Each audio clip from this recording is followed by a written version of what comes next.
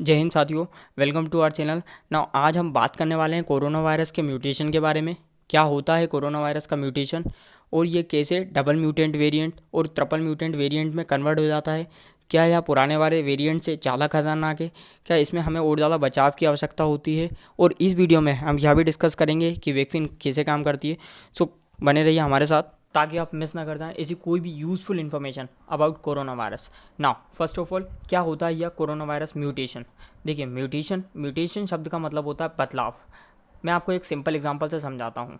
मान लीजिए आप एक एक्सपर्ट पेंटर है और आपसे बोल दिया जाता है कि आपको इस चूहे की 20 कॉपीज़ बनानी है।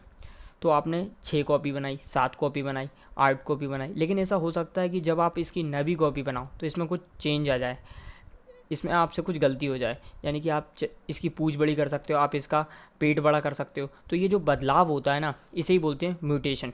सेम कॉन्सेप्ट लगता है कोरोना वायरस में। और ये म्यूटेशन ओनली कोरोना वायरस में नहीं, ये सभी प्रकार के वायरस में होता है।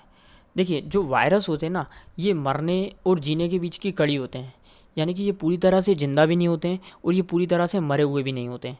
इनको जीने के लिए एक सेल यानी कि कोशिका की आवश्यकता होती है। ये किसी भी सेल में जाके बैठ जाते हैं और अपनी कॉपी बनाना स्टार्ट कर देते हैं। मिलियंस ऑफ कॉपी बनाने के बाद ऐसा होता है कि इसमें कुछ बदलाव होता है, कुछ म्यूटेशन होता है। अब आप लोग कहेंगे तो क्या म्यूटेशन होने के बाद ये ज़्यादा घातक हो जाता है? तो देखिए, ऐसा नहीं होता है। हो सकता है ये ज़्यादा खतरनाक हो भी जाए और हो सकता है कि ये वीक भी हो जाए। क्योंकि देखिए, बेसिकली इसमें हो क्या रहा है, बदलाव। और बदलाव अच्छा भी होता है और बदलाव बुरा भी होता है ना। इसमें लक का काफ़ी बड़ा फैक्टर होता है। आपने आज से 45 से 50 दिन पहले सुना होगा कि भारत में कोरोना का डबल म्यूटेंट वेरिएंट पाया गया है। तो उसी का रिजल्ट जो देखने को मिल रहा है, भारत में अभी सेकेंड वेव हम झेल रहे हैं, है ना। इसीलिए काफ़ी कंट्रीज़ ने भारत से होने वाली एंट्री को बैन कर दिया है। तो क्या अब उनके यहाँ ये डबल म्यूटेंट वेरिएंट नहीं फैलेगा? तो देखिए, मैंने अभी आपको बताया कि म्यूटेशन हर वायरस में होता है।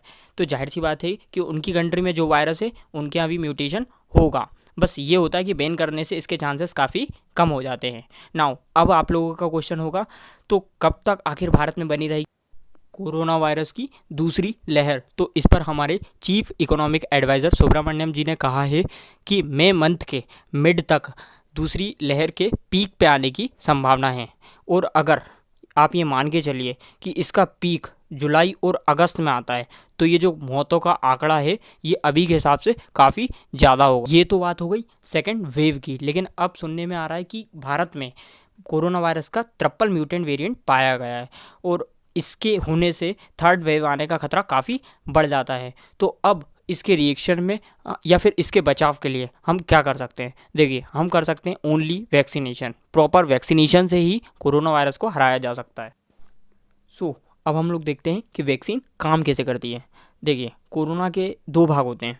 ये जो आपको लाल कलर का नुकीला भाग दिख रहा है, इसे बोलते हैं स्पाइक प्रोटीन। कोरोना में यही ज़्यादा घातक होता है। इसी की वजह से कोरोना शरीर में एंट्री कर दिया जाता है। अगर ये लाल कलर का जो ये नुकीला भाग है इसको हटा दिया जाए तो कोरोना इतना घातक नहीं होगा। और दूसरा, ये जो आपको गुच्छे के समान आकृति दिख रही है, इसे बोलते हैं जेनेटिक मटेरियल। ये कोरोना का जेनेटिक मटेरियल होता है जो कि इसके अंदर के भाग में होता है और इसका काम होता है ट्रिलियंस ऑफ कॉपीज़ बनाना। ये अपनी कॉपीज़ पे कॉपीज़ बनाता जाता है। अब जैसा कि मैंने आपको शुरू में बताया कि कोई भी वायरस हो, उसे रहने के लिए एक सेल चाहिए होता है। सेम एज कोरोना वायरस के साथ भी होता है। लेकिन कोरोना वायरस किसी भी सेल में नहीं रुक सकता है, ये केवल फेफड़ों की सेल में रुक सकता है, क्योंकि जो फेफड़ों की सेल होती है ये ज़्यादा सेंसिटिव होती है। अब जो ये आपको स्पाइक प्रोटीन होता है, ये जो स्पाइक प्रोटीन होता है ये फेफड़ों के सेल के रिसेप्टर्स की सहायता से फेफड़ों के सेल में चला जाता है। और इसीलिए आपने सुना होगा कि कोरोना के जो पेशेंट होते हैं उन्हें सांस लेने में दिक्कत होती है। तो ये होता है पूरा कॉन्सेप्ट। और अब बात आती है वैक्सीन की कि इन सब में वैक्सीन क्या करती है। तो देखिए, वैक्सीन का काम होता है एंटीबॉडीज़ बनाने का। वैक्सीन ज़्यादा से ज़्यादा एंटीबॉडीज़ बनाती है। ये जो एंटीबॉडीज़ होता है ये प्रोटीन का ही एक टाइप होता है। अब जब वैक्सीन बहुत सारे एंटीबॉडीज़ बनाती है तो ये जो स्पाइक प्रोटीन होता है, एंटीबॉडीज़ इस स्पाइक प्रोटीन को कवर कर लेते हैं। बहुत सारे एंटीबॉडीज़ स्पाइक प्रोटीन को कवर कर लेते हैं, जिससे ये फेफड़ों में एंट्री नहीं कर पाते हैं और ये सेल में जगह नहीं बना पाते हैं और अपनी कॉपी नहीं कर पाते हैं। अब आप समझ गए होंगे कि वैक्सीन का काम क्या है, वैक्सीन काम कैसे करती है। और हाल ही के दिनों में आपने सुना भी होगा इजराइल देश के बारे में। इजराइल ऐसा देश है जिसने अपने यहाँ के 60% से ज़्यादा लोगों को वैक्सीनेट कर दिया गया है, और जिससे वो ऐसा पहली कंट्री बन गई है जो कोरोना से पूरी तरह से मुक्त हो गई है।